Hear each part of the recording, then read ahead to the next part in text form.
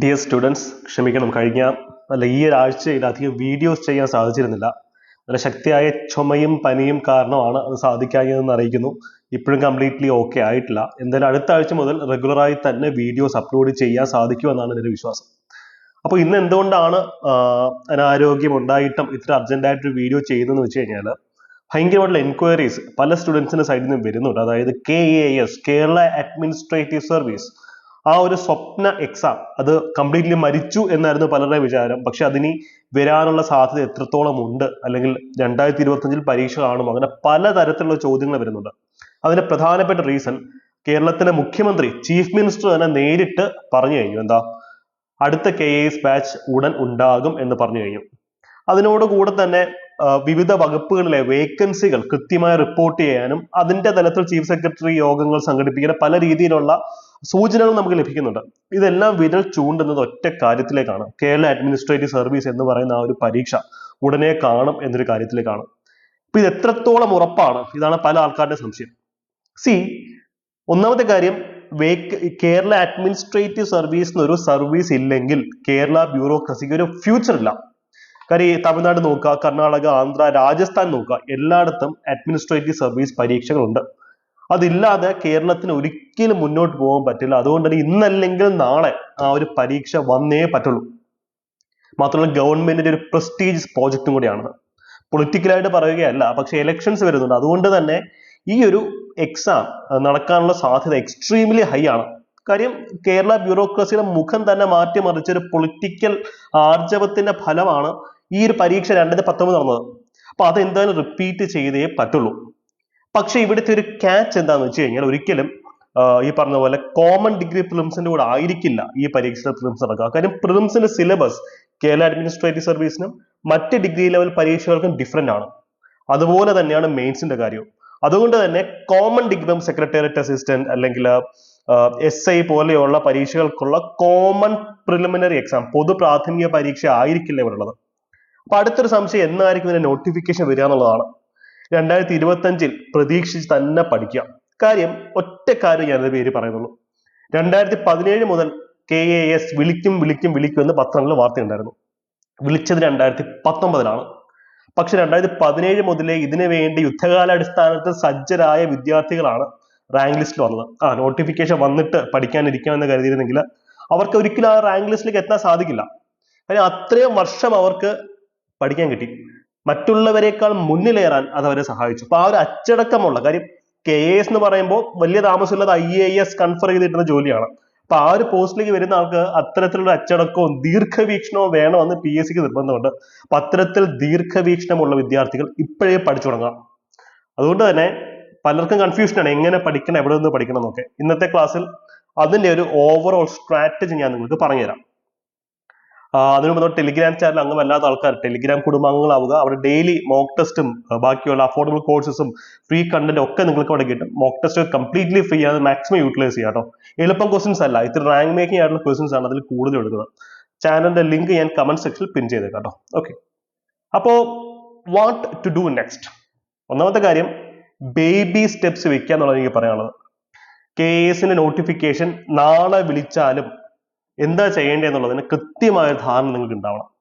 അതിന് നിങ്ങൾക്ക് ഇപ്പം ചെയ്യാൻ പറ്റുന്ന ഏറ്റവും സേഫ് ആയ സ്ട്രാറ്റജി ഇനി വരാൻ പോകുന്ന സെക്രട്ടേറിയറ്റ് അസിസ്റ്റന്റ് പരീക്ഷയ്ക്ക് തന്നെ പഠിച്ചു തുടങ്ങുന്നതാണ്. ഞാൻ എന്തുകൊണ്ടാണ് അങ്ങനെ പറയുന്നത്? കാര്യം ഇനിയിപ്പോൾ KAS അല്ല, സെക്രട്ടേറിയറ്റ് അസിസ്റ്റന്റ് അല്ല, sub inspector, excise inspector, company board, university assistant, ഏത് പരീക്ഷയാണെങ്കിലും കോമൺ ആയ ഓവർലാപ്പിംഗ് സിലബസ് ഉണ്ട്. ഇന്ത്യൻ ഹിസ്റ്ററി, ഇപ്പൊ പഴയ KASന്റെ സിലബസ് നോക്കുകയാണെങ്കിൽ ലേറ്റർ മുഗൾ സാമ്രാജ്യത്തിന്റെ ഒടുക്കം മുതൽ ഉള്ള ചരിത്രം നമുക്ക് പഠിക്കണം. അപ്പൊ അഡ്വന്റ് ഓഫ് യൂറോപ്യൻസിന് കുറച്ച് പിന്നിലേക്ക് അവിടെ പോകേണ്ടിയിരിക്കുന്നു. പക്ഷേ കോമൺ ഡിഗ്രി ലെവൽ പ്രിലിംസ് പരീക്ഷ അത്രയും പിന്നിലേക്ക് നമുക്ക് പോകണ്ട.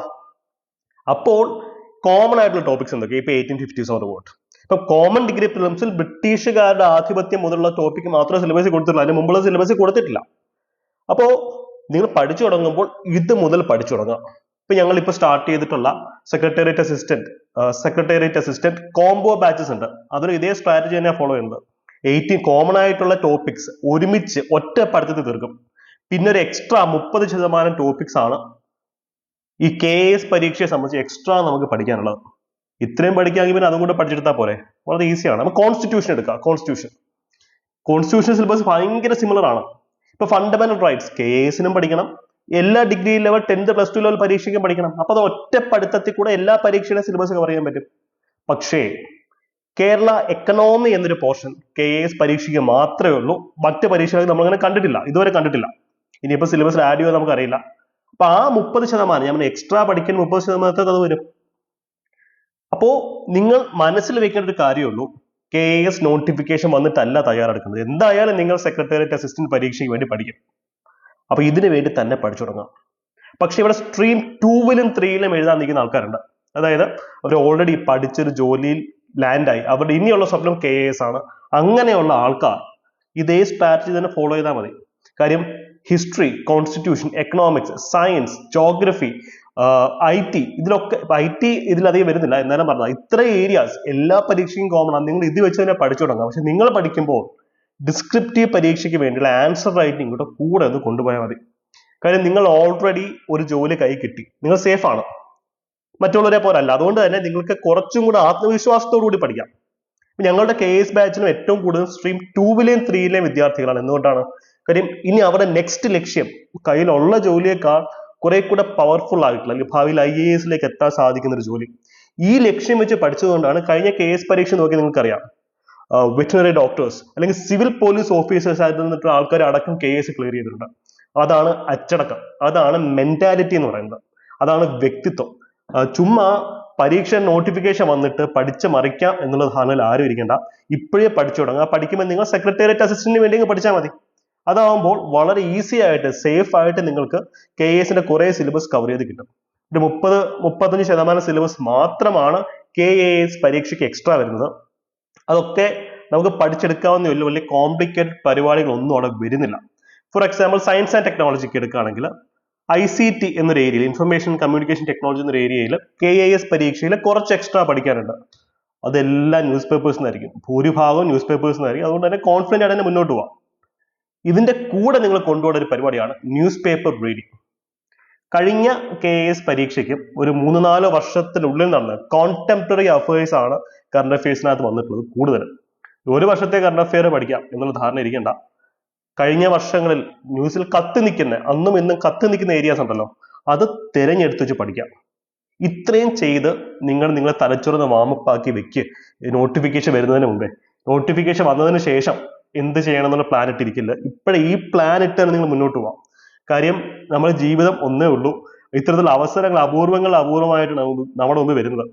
കിട്ടുന്ന അവസരങ്ങൾ മാക്സിമം നിങ്ങൾ ഗ്രാബ് ചെയ്യാം. നിങ്ങൾ ഈ പരീക്ഷകൾക്ക് ഒരുമിച്ച് തയ്യാറെടുക്കണമെന്നാണ് ആഗ്രഹമെങ്കിൽ ഞങ്ങളുടെ കേരള അഡ്മിനിസ്ട്രേറ്റീവ് സർവീസിന്റെ സെക്രട്ടേറിയറ്റ് അസിസ്റ്റന്റ് പരീക്ഷയുടെയും കോംബോ ബാച്ചസ് അവൈലബിൾ ആണ്. എനിക്ക് തോന്നുന്നു UPSC ഫാക്കൽറ്റീസ് നിൽക്കുന്ന ഏറ്റവും അഫോർഡബിൾ ആയിട്ടുള്ള ബാച്ചസിൽ ഒന്ന് തന്നെയാണിത്. ഫീസ് മാത്രമാണ് കുറവ്, പക്ഷേ വിശാലമായിട്ട് സിലബസിന്റെ മുക്കും മൂലം നിങ്ങളെ പഠിപ്പിക്കുന്നതായിരിക്കും. KAS പരീക്ഷയ്ക്ക് വേണ്ടിയുള്ള ആൻസർ റൈറ്റിംഗ് പ്രാക്ടീസസ് നിങ്ങൾക്ക് ഉണ്ടാവും. പക്ഷെ അവിടെ ഞങ്ങൾ യൂസ് ചെയ്യുന്ന സ്ട്രാറ്റജി ഇതാണ്. എന്തായാലും സെക്രട്ടേറിയറ്റ് അസിസ്റ്റന്റ് വിളിക്കുമല്ലോ, അപ്പൊ അതിനുവേണ്ടി നിങ്ങളെ സജ്ജരാക്കും. അതിന്റെ കൂടെ KAS പരീക്ഷയ്ക്ക് വേണ്ട എക്സ്ട്രാ പോർഷൻസ് കുറച്ചായിട്ട് നിങ്ങൾക്ക് ഫീഡ് ചെയ്ത് തരും, നിങ്ങൾ പോലും അറിയാതെ. അതുകൊണ്ട് തന്നെ വലിയൊരു എക്സ്ട്രാ എഫേർട്ട് ഇല്ലാതെ തന്നെ ഓട്ടോമാറ്റിക്കായി നിങ്ങൾ KAS പരീക്ഷയ്ക്ക് സജ്ജരായിരിക്കും എക്സാം വരുമ്പോഴത്തേക്ക്. അപ്പൊ കോംബോ ബാച്ചസ് വേണമെന്നുള്ള ആൾക്കാർക്ക്, അല്ലെങ്കിൽ സെക്രട്ടേറിയറ്റ് മാത്രം പഠിച്ചാൽ മതി എന്നുള്ള ആൾക്കാർക്ക് അത്തരത്തിലുള്ള ബാച്ചസ് ഉണ്ട്. കമന്റ് സെക്ഷനിലെ നമ്പറിൽ, പിൻ ചെയ്തിട്ടുള്ള നമ്പറിൽ കോൺടാക്ട് ചെയ്യുകയാണെങ്കിൽ നിങ്ങൾക്ക് ബാച്ചിന്റെ ഫുൾ ഡീറ്റെയിൽസ് മെന്റേഴ്സുമായിട്ട് നേരിട്ട് ചോദിച്ച് മനസ്സിലാക്കാം. ഇതൊരു എളുപ്പപ്പണിയാണെന്നല്ല ഞാൻ പറയുന്നത്. കാര്യം എളുപ്പപ്പണി എടുക്കുകയാണെങ്കിൽ IAS കിട്ടത്തില്ലല്ലോ. നിങ്ങൾ കഷ്ടപ്പെടാൻ തയ്യാറാണെങ്കിൽ നിങ്ങളുടെ കൂടെ ഇരുന്ന് ഏറ്റവും ബെസ്റ്റ് ക്ലാസ്സസ് തരാൻ ഞങ്ങളും തയ്യാറാണ്. പഠിപ്പിക്കാൻ ഞങ്ങൾ റെഡിയാണ്. എത്ര ഡിഫിക്കൽട്ട് ക്വസ്റ്റ്യൻ ആണെങ്കിൽ പോലും അത് ക്രാക്ക് ചെയ്യാനായിട്ട് ഞങ്ങൾ മാക്സിമം സജ്ജരാക്കുന്നതാണ്. ഞങ്ങളുടെ ഡെമോ ക്ലാസ്സസ് നിങ്ങൾക്ക് കണ്ടുപോകാം. ഇതൊന്നും അല്ലെങ്കിൽ നിങ്ങൾ സെൽഫ് സ്റ്റഡി എങ്കിലും ചെയ്യണം. ഞാനിപ്പോൾ സ്ട്രാറ്റജി യൂട്ടിലൈസ് ചെയ്ത് ബുക്ക് ലിസ്റ്റിന്റെ വീഡിയോസ് ഒക്കെ ഞാൻ ഓൾറെഡി തന്നിട്ടുണ്ട്. അത് യൂസ് ചെയ്ത് കൃത്യമായിട്ടുള്ള ഒരു സ്ട്രാറ്റജിക് ആയിട്ടുള്ള സ്റ്റഡി പ്ലാൻ തയ്യാറാക്കി നിങ്ങൾ തന്നെ പഠിച്ചു തുടങ്ങണം. എട്ടം വനം ചിന്തിക്കാനുള്ള സമയം നമുക്കില്ല. കാര്യം പഠിച്ചുകൊണ്ടേ കഴിഞ്ഞു. ഞങ്ങളുടെ ബാച്ചിലൊക്കെയാണ് വിദ്യാർത്ഥികൾ വളരെ സീരിയസ് ആയിട്ട് തന്നെ KASന് പഠിച്ചുകൊണ്ടും കഴിഞ്ഞു. കാര്യം ഞങ്ങൾ സ്റ്റാർട്ട് ചെയ്തുള്ള KAS ബാച്ചിൽ ഇപ്പോഴും കുട്ടികൾ വളരെ സീരിയസ് ആയിട്ട് തന്നെയാണ് ക്ലാസ്സസ് കാണുന്നത്. കാര്യം അവർക്കറിയാം ഇന്നല്ലെങ്കിൽ നാളെ എക്സാം വിളിക്കും. ആ ഒരു വിഷണറി, ആ ഒരു ദീർഘദൃഷ്ടിയോട് കൂടി തന്നെ പഠനം നടത്തുക. ഞങ്ങളുടെ ബാച്ചസിൽ പലതും KAS എക്സാം എന്നാണോ അതുവരെ ആയിരിക്കും വാലിഡിറ്റി. അപ്പൊ നിങ്ങൾക്ക് അത്രയും ബാച്ചസ് വേണമെങ്കിൽ ചോദിച്ച് വാങ്ങിക്കാവുന്നതാണ്. അപ്പോൾ ഓൾ ദി ബെസ്റ്റ്. മറ്റൊരു വീഡിയോയിൽ കാണാം. Thank you. ബൈ.